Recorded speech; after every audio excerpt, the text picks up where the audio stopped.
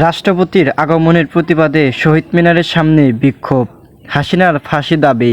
রাষ্ট্রপতি মোহাম্মদ শাহাবুদ্দিন চুপ্পুর ২১-এর প্রথম প্রহরে কেন্দ্রীয় শহীদ মিনারের আগমনের প্রতিবাদে কালো পতাকা নিয়ে বিক্ষোভ করেছে ছাত্র জনতা।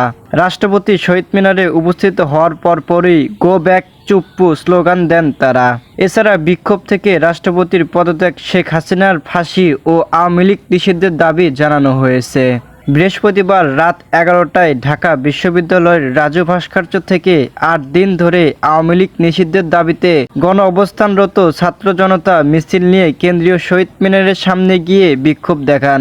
মিছিলটি শামসুন্নাহার হলের সামনের ব্যারিকেড অতিক্রম করে শহীদ মিনারের কাছে শিববাড়ি মোড়ে পৌঁছায়। সেখানে বিপুল সংখ্যক পুলিশের বাধার মুখে মিছিলটি আটকে যায়। তখন ছাত্র জনতা সেখানে অবস্থান নিয়ে বিক্ষোভ করতে থাকেন।